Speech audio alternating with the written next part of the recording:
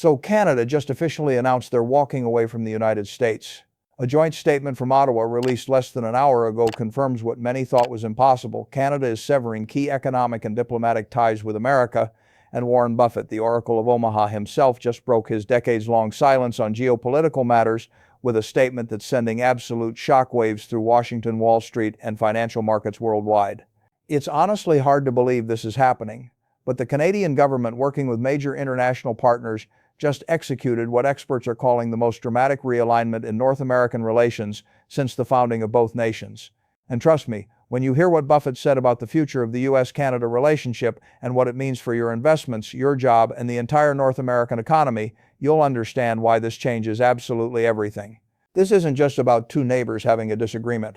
We're talking about the complete unraveling of the most stable bilateral relationship on the planet, and the timing couldn't be more explosive.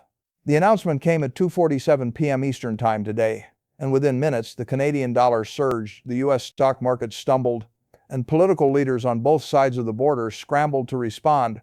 But here's what makes this absolutely unprecedented. This isn't a threat. It's not a negotiating tactic, and it's not political theater. This is actually happening. Let me fill you in on what's been building beneath the surface. For over 150 years, the United States and Canada have maintained what diplomats call a special relationship. We share the world's longest undefended border. We're each other's largest trading partners, with over $726 billion in goods and services crossing that border annually. Our militaries are integrated through NORAD. Our economies are so intertwined that a recession in one country almost guarantees a recession in the other. American and Canadian workers collaborate on everything from automotive manufacturing to energy production to technology development. For generations, this relationship was so stable, so predictable that both countries essentially took it for granted. But over the past 18 months, something fundamental shifted. It started small. Trade disputes over softwood lumber, disagreements about dairy quotas, tensions around Arctic sovereignty. Nothing unusual for two neighbors managing a complex relationship. Then came the policy disagreements. The United States imposed tariffs that Canadian officials called economically destructive. Canada retaliated with its own trade measures. Diplomatic meetings that used to be cordial became tense. Joint statements that used to emphasize partnership started emphasizing national interests. Still, most analysts figured this was just normal friction between allies. They'd work it out, they always had before. Now, here's where it gets serious. 3 weeks ago at a NATO summit in Brussels, something happened behind closed doors that changed everything. According to sources close to the Canadian delegation, the US presented what they called a comprehensive framework for continental cooperation. Sounds diplomatic, right? But when Canadian officials actually read the proposal, they saw something else entirely. The framework would have essentially required Canada to align all major economic and foreign policy decisions with US strategic interests. Energy exports, subject to US approval. Trade agreements with other nations, US gets veto power. Defense procurement, must prioritize American contractors. Immigration policy, coordinated with US border security requirements. One senior Canadian official, speaking on condition of anonymity, told the Globe and Mail that the proposal felt less like partnership and more like subordination. For a country that's fought for over a century to maintain its sovereignty while living next to the world's most powerful nation, this was the line, the straw that broke the camel's back. The moment when the Canadian government realized the relationship had fundamentally changed, and not in a direction they could accept. So what did Canada actually announce today? The official statement is carefully worded, but the substance is explosive. Canada is initiating what they call a strategic economic realignment. That means they're actively diversifying away from US dependency. They're accelerating trade agreements with the European Union, strengthening partnerships with Japan and South Korea, and exploring deeper economic integration with emerging markets. They're renegotiating the USMCA trade agreement, and if negotiations fail, they're prepared to operate under WTO rules instead. They're reviewing all defense cooperation arrangements, including NORAD, to determine which serve Canadian interests and which simply serve American strategic objectives. Canadian Prime Minister's statement was blunt. He said Canada has been a loyal ally, a fair trading partner, and a committed friend to the United States for generations. But loyalty, he emphasized, cannot mean subservience. Partnership cannot mean dominance. And sovereignty is not negotiable. The tone wasn't angry. It was firm, final, and frankly, a bit sad. Like watching a long friendship end not with a fight, but with a quiet acknowledgement that you've grown too far apart. Now, this is where it gets wild. Warren Buffett's response came just 90 minutes after Canada's announcement. For context, Buffett almost never comments on geopolitics. He's famous for staying in his lane, investing, business, occasionally philanthropy. He doesn't do foreign policy. He doesn't make political statements. He spent 6 decades building a reputation as the guy who focuses on long-term value and tunes out the noise. So when Warren Buffett issues a statement about international relations, you pay attention. Here's what Buffett said, and I want you to really think about this. The U.S.-Canada relationship has been one of the most valuable economic partnerships in modern history. When that partnership fractures, both nations lose, but the consequences aren't equal. Canada will find new partners. The question is whether America can afford to lose its most reliable one. He went on to say that Berkshire Hathaway has substantial investments in Canadian companies and cross-border operations, and those investments were made based on the assumption of continued cooperation. That assumption, he noted, now requires serious reevaluation. Think about that for a moment. Warren Buffett, who built his fortune on patient long-term investing, is publicly stating that one of his core assumptions about North American stability is now in question. This isn't political commentary. This is a 94-year-old investor who's seen everything: recessions, wars, financial crises, political upheavals, saying that this particular moment represents a fundamental shift that he didn't see coming and doesn't particularly like. It's honestly hard to believe Buffett would be this direct. The Oracle of Omaha famously avoids controversy, rarely comments on anything outside his expertise, and generally maintains a diplomatically neutral stance on everything except business fundamentals. But according to sources close to Berkshire Hathaway, Buffett has been increasingly concerned about what he sees as America's deteriorating relationships with traditional allies. One board member, speaking anonymously, told CNBC that Buffett views stable international relationships as fundamental infrastructure for capitalism, like roads or electrical grids. When that infrastructure cracks, everything built on top of it becomes riskier. Now, this isn't the first time we've seen the United States strain relationships with close allies. We've spotted this pattern emerging over the past decade. Just think about how the relationship with Germany evolved. For 70 years after World War II, Germany was America's most important European ally. Then came policy disagreements about defense spending, trade imbalances, energy dependency on Russia. Diplomatic tensions escalated, angry phone calls between leaders leaked to the press, and while the alliance didn't break, it certainly bent. Germany started making strategic decisions independent of U.S. preferences. They pursued their own energy deals, developed their own defense capabilities, cultivated their own relationship with China. Then there was France. President Macron publicly questioned whether NATO members could rely on the United States in a crisis. He talked about European strategic autonomy, which is diplomatic language for "we can't count on America anymore, so we better figure this out ourselves." Australia canceled a submarine deal with France in favor of American technology, creating a rift that took months to repair. Mexico, America's southern neighbor and third largest trading partner, has increasingly looked to diversify its economic relationships, particularly with Asian markets, specifically because depending entirely on the U.S. market feels too risky. But here's the difference. Germany, France, Mexico, Australia, they had other options. They were already integrated into global networks. Canada is different. Canada's entire economic and security architecture was built around the assumption of U.S. partnership. 80% of Canadian exports go to the United States. Major Canadian industries, automotive, energy, agriculture, are structured specifically to serve the American market. Canadian defense planning assumes U.S. core.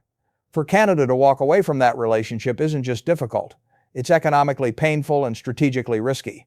The fact that they're doing it anyway tells you how seriously they view the threat to their sovereignty. This pattern is becoming all too familiar.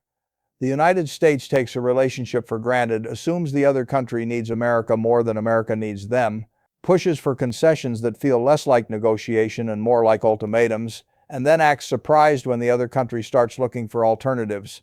It happened with trade partners in Asia, it's happening with European allies, and now it's happening with Canada, the one neighbor everyone assumed would always be there, always be cooperative, always be reliable.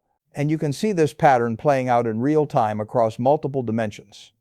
Take the softwood lumber dispute that's been simmering for decades. American lumber producers claim Canadian companies have unfair advantages because of government subsidies and forestry policies. They push for tariffs. Canada retaliates with its own measures. The dispute goes to arbitration.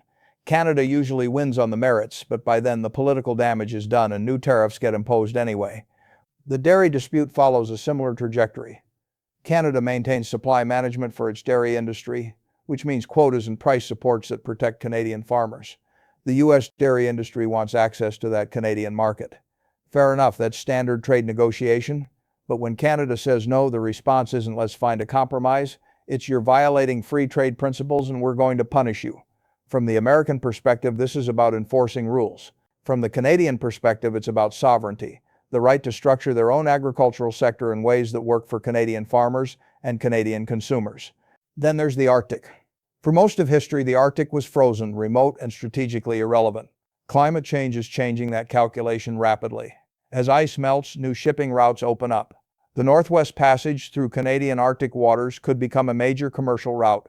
Resource deposits that were previously inaccessible become exploitable. Russia is building up military capabilities in their Arctic territories. China, despite being nowhere near the Arctic, declares itself a near-Arctic state and invests in icebreakers and research stations. And the United States, which has historically paid minimal attention to Arctic issues, suddenly wants a say in how Canada manages its Arctic sovereignty. Canadian officials have made it clear, the Arctic is Canadian territory.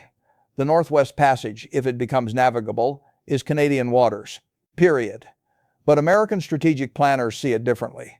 They want to classify it as an international strait, which would mean free passage for military and commercial vessels without Canadian permission.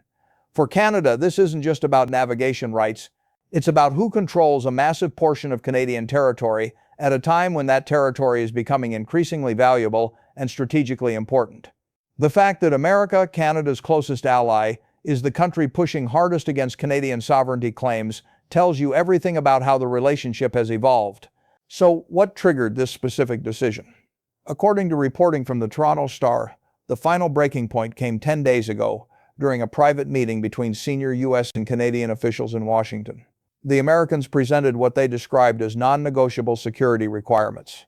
Canada would need to grant the U.S. military expanded access to Canadian territory for continental defense purposes.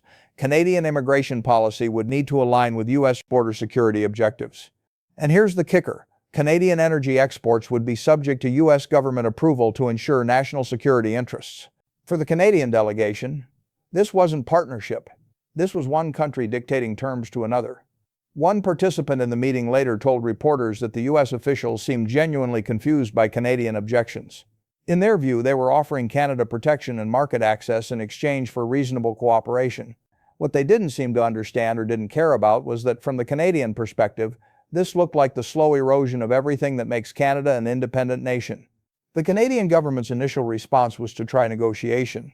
They proposed alternative frameworks, they suggested compromises, they emphasized the mutual benefits of the existing relationship, but according to sources on both sides, the American negotiators had limited flexibility. They had a mandate from leadership, and that mandate wasn't really open for discussion. So Canada faced a choice: accept terms that fundamentally compromise their sovereignty, or find a different path forward. Today's announcement is that path. Now let's talk about what this actually means, because it's not just a fascinating geopolitical story. This has real, concrete implications for your life, your job, your investments, and the economy you're living in. First, trade. That $726 billion in annual trade I mentioned, a significant portion of that is now at risk. The automotive industry is probably the most immediate casualty. Canadian factories produce parts and components that cross the border multiple times before a car is finished. If that smooth flow of goods gets disrupted, whether through new tariffs, regulatory barriers, or just general uncertainty, production slows down, costs go up, and workers on both sides of the border feel the impact. Michigan alone employs over 163,000 people in automotive manufacturing, and many of those jobs depend on integrated supply chains with Canada. If you work in that industry, or if your local economy depends on that industry, this affects you directly. Same story in Ohio, Indiana, Kentucky, Tennessee, anywhere with significant auto sector employment. And it's not just manufacturing. Energy is massive. Canada supplies about 4.3 million barrels of oil per day to the United States. That's roughly half of U.S. crude oil imports. If that supply becomes less reliable or more expensive, you feel it at the gas pump. Let me give you some specific examples of what integrated supply chains actually look like. A car engine might start as raw materials mined in northern Ontario. Those materials get processed into steel or aluminum in Canadian mills, then shipped to parts manufacturers in Michigan or Ohio. Those manufacturers produce engine blocks or transmission components that go back across the border to assembly plants in Ontario.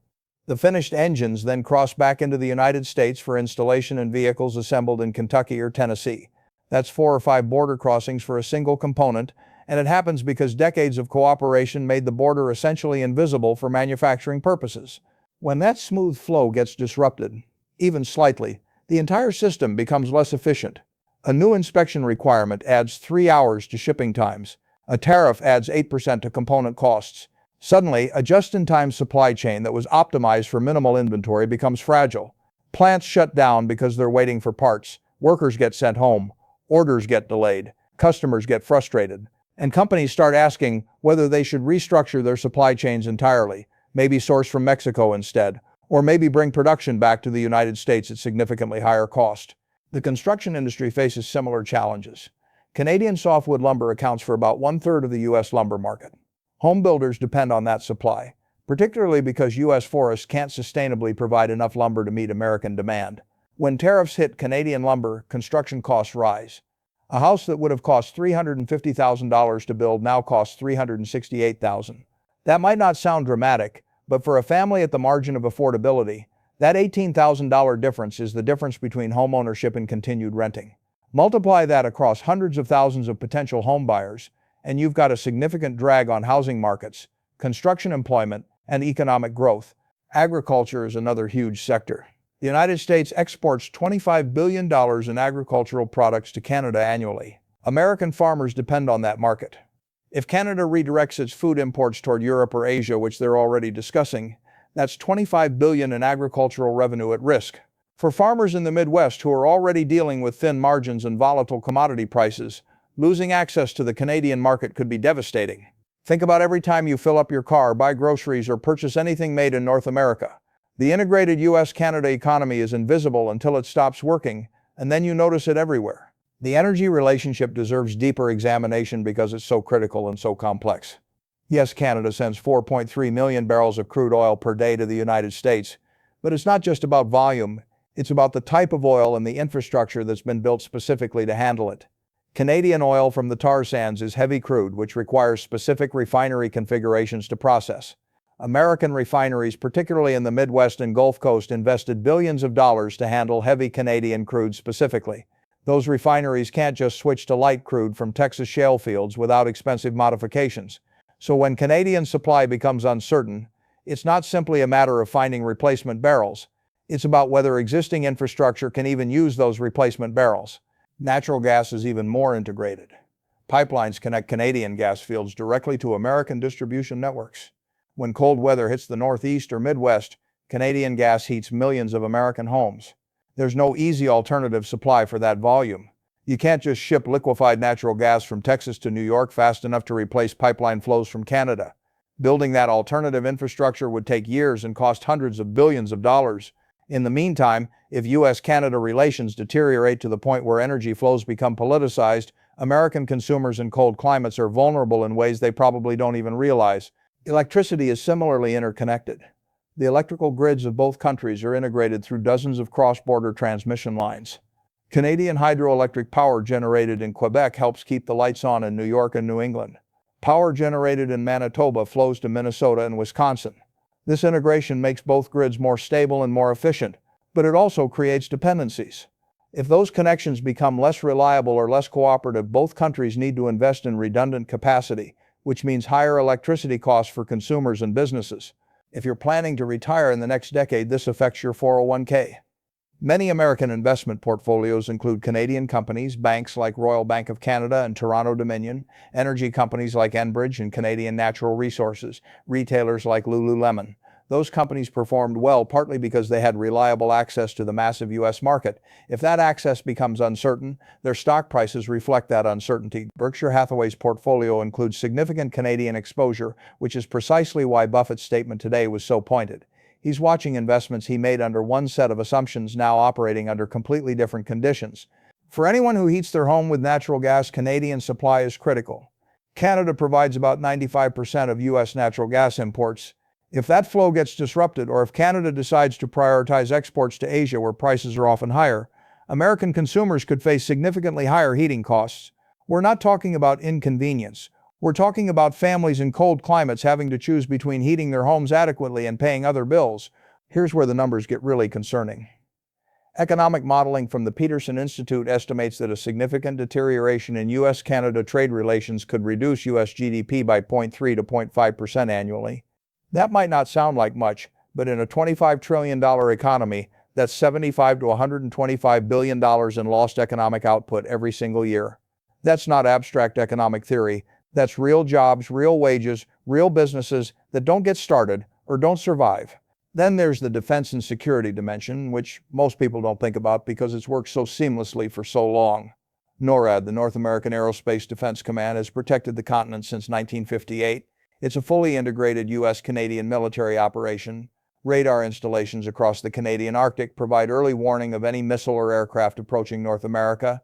Fighter jets from both countries operate as a single unified force. Intelligence is shared instantaneously. This cooperation isn't just convenient, it's fundamental to continental security. Canada's announcement doesn't dissolve NORAD, but it puts everything on the table for review. If Canada decides that certain arrangements serve American interests more than Canadian interests, those arrangements could change. The Arctic is becoming increasingly strategic as climate change opens new shipping routes and reveals new resource deposits. Russia and China are both active in the region. If U.S.-Canada defense cooperation becomes less automatic and more transactional, America's ability to project power and protect interests in the Arctic becomes more complicated, but it's bigger than economics and defense. This is about America's position in the world. For 75 years, the United States has led a network of alliances and partnerships that made it the most powerful and influential nation on Earth. That power wasn't just military might, though that mattered.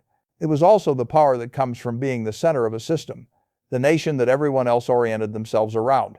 When your closest neighbor, your largest trading partner, your most integrated ally, decides they can't rely on you anymore, that sends a signal to every other country watching. If America can't maintain its relationship with Canada, democratic, English-speaking, culturally similar, geographically adjacent Canada, who can it maintain relationships with? That's the question being asked right now in Berlin, Tokyo, Seoul, Canberra, and every other allied capital. And when allies start hedging their bets, when they start building backup plans that don't include America, the entire structure of American power begins to shift. Not overnight, but gradually, like a foundation settling in ways that aren't obvious until cracks start appearing. China is absolutely watching this.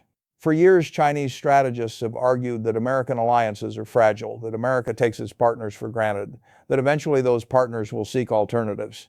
Canada walking away from the United States doesn't prove that argument entirely, but it certainly supports it. If China can position itself as a more reliable economic partner than the United States, stable, predictable, less likely to make sudden demands, that changes the competitive landscape in every region of the world. Russia is watching too. Russian foreign policy is always focused on creating divisions within Western alliances. They don't need to defeat NATO militarily if they can undermine it politically. Every crack in the US-led alliance system is something they can exploit. Canada leaving the American orbit doesn't mean Canada joins the Russian orbit. That's not going to happen. But it does mean one fewer country automatically aligned with U.S. interests, and in geopolitical terms, that's a gain for anyone who competes with the United States.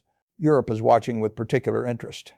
For decades, European leaders have debated whether they need more strategic autonomy from the United States. American security guarantees and economic partnerships made that debate somewhat academic. Why invest in expensive military capabilities when America provides defense essentially for free?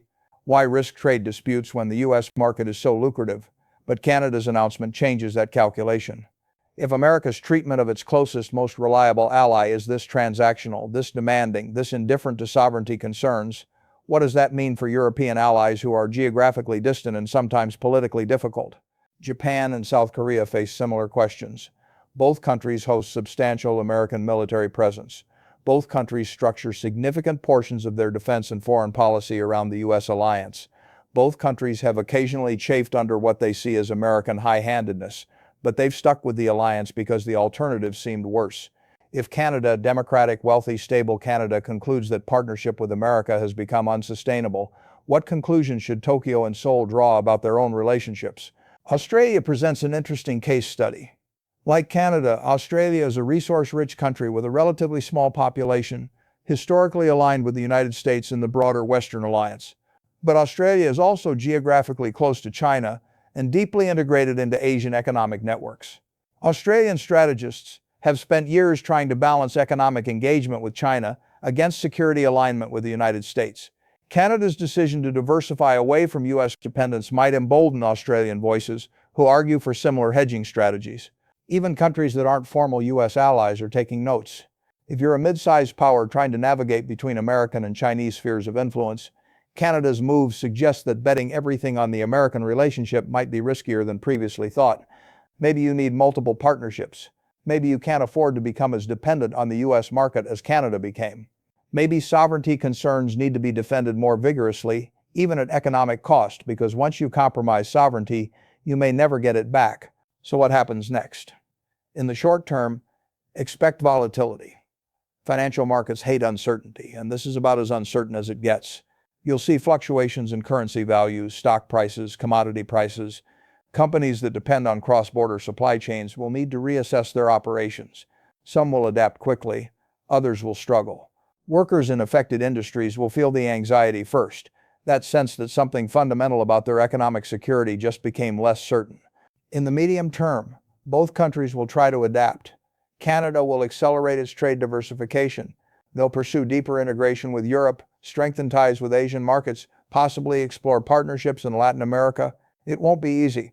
Replacing the U.S. market isn't something you do quickly, but Canada is a wealthy country with valuable resources and a highly educated workforce. They'll find partners. The United States, meanwhile, will need to figure out how to secure supply chains that previously ran through Canada. That means either finding new suppliers or bringing production back domestically, both of which are expensive and time-consuming. The long-term implications are harder to predict, but they're potentially profound. If this marks the beginning of a broader realignment in global partnerships, if other countries start making the same calculation Canada just made, we could be watching the early stages of a fundamental reorganization of the international system. That doesn't mean American decline is inevitable. The United States is still enormously powerful, enormously innovative, enormously wealthy. But power is relative. If everyone else is forming new partnerships that don't center around America, then American influence diminishes even if American capabilities stay the same. History offers some uncomfortable parallels. Think about Britain in the early 20th century. In 1900, Britain was the dominant global power, largest navy, largest empire, center of international finance, workshop of the world. British leaders assumed that dominance was permanent, or at least very long-lasting. But within 50 years, Britain had fought two devastating wars, granted independence to most of its colonies, and become a secondary power dependent on American protection. The decline wasn't sudden. It was gradual, the result of accumulated decisions and changing circumstances. But from the British perspective, it probably felt shocking how quickly assumptions that had held for generations suddenly stopped holding. America's situation is obviously different. The U.S. doesn't have an empire to decolonize. American power rests on economic dynamism, technological innovation, military capabilities, and a network of alliances rather than on colonial extraction. But the parallel that matters is about assumptions. Britain assumed its partners needed Britain more than Britain needed them. They assumed loyalty was automatic. They assumed they could make demands without consequences. Those assumptions turned out to be wrong, and adjusting to that reality was painful. The post-World War II international order that America built was genuinely impressive. It created unprecedented prosperity, reduced great power conflict, enabled technological progress that improved billions of lives. That order wasn't perfect. Ask anyone in countries that got caught up in Cold War proxy conflicts. But it was more stable and more beneficial than most historical alternatives. The question now is whether that order can survive when its foundational relationships start breaking down. Orders don't collapse all at once, they erode. A partnership here, an alliance there, a trade relationship somewhere else. Each individual change seems manageable, but they compound. At some point you realize the system doesn't work the way it used to, and reconstructing what you've lost is much harder than maintaining it would have been. That's the risk the United States faces with Canada's decision. Not that Canada walking away destroys American power overnight, but that it's the first of many similar decisions by many different countries, each one weakening the network of relationships that amplified American influence. This isn't just about Canada and the United States. This is about whether America can maintain the network of relationships that made it a superpower. This is about whether the post-World War II order, which has generally prevented major wars, enabled unprecedented global prosperity, and kept the world relatively stable, can survive when its foundational relationships start fracturing. This is about whether the next generation grows up in a world where American leadership is a given, or in a world where multiple powers compete for influence and nobody quite trusts anybody else. Let's bring this back to the ground level for a moment, because geopolitical abstractions can obscure real human impacts. If you live in Buffalo, New York, your city's economy is deeply intertwined with Southern Ontario. People cross the border daily for work, for shopping, for entertainment. Canadian tourists spend money in Buffalo. American companies operate facilities in Ontario. That cross-border integration created jobs and prosperity on both sides. If the border becomes less permeable, less friendly, less predictable, both communities suffer. The same dynamic plays out in Detroit and Windsor, in Seattle and Vancouver, in Bellingham and the Lower Mainland, and dozens of border communities where the international boundary was more theoretical than practical. The technology sector faces its own disruptions. Major American tech companies have significant operations in Canadian cities. Google in Waterloo, Microsoft in Vancouver, Amazon in Toronto. They located there partly for talent, partly for cost advantages, partly because the US-Canada relationship made cross-border operations seamless. If that seamlessness disappears, those companies need to reconsider their footprints. Maybe they consolidate operations in the United States, which means job losses in Canada, or maybe they find the regulatory environment in Canada more favorable and shift more operations north, which means job losses in American cities. Either way, workers who built careers assuming stable cross-border tech operations now face uncertainty. Education and research face similar questions. Canadian universities and research institutions collaborate extensively with American counterparts. Joint research projects, student exchanges, shared facilities, all of that was built on the assumption of cooperative relationships between governments. If the governments are no longer cooperative, bureaucratic barriers multiply. International students face more visa complications. Research grants that assumed cross-border collaboration need restructuring. Scientific progress, which often happens at the intersections between institutions and across borders, becomes more difficult. Even something as simple as tourism gets complicated. Last year, Canadians made about 12 million overnight trips to the United States, spending approximately $10 billion. That's real money flowing into American hotels, restaurants, attractions, retail stores. American tourism to Canada is similarly substantial. If relations sour, if the border becomes less welcoming, if there's just a general sense that the neighboring country isn't particularly friendly anymore, tourism declines. Those are real jobs and real communities that depend on visitors from across the border. And here's what makes it particularly challenging. There's no obvious villain in this story. Canada isn't being unreasonable in defending its sovereignty. The United States isn't being malicious in pursuing its strategic interests. Both countries are doing what they think they need to do to protect their people and advance their values. But when two countries that should be natural partners can't figure out how to work together, that's a failure of diplomacy, a failure of strategic thinking, and ultimately a failure of imagination about what's actually possible when nations choose cooperation over confrontation. So here's the deal. Canada just walked away from the United States in the most significant realignment of North American relations in modern history. And Warren Buffett, who spent 94 years watching markets, studying human behavior and identifying what actually matters, just issued a warning that this represents a fundamental shift with serious consequences. This isn't just about trade disputes or diplomatic tensions. This is about whether the United States can maintain relationships with the countries that matter most to its security and prosperity. If it can't, if America's closest ally feels compelled to seek alternatives, then we're entering a fundamentally different era of international relations. The next few months will be critical as both governments navigate this new reality. Canada will work to prove it can thrive independent of U.S. partnership. The United States will try to demonstrate that it can adapt to a more competitive North American landscape.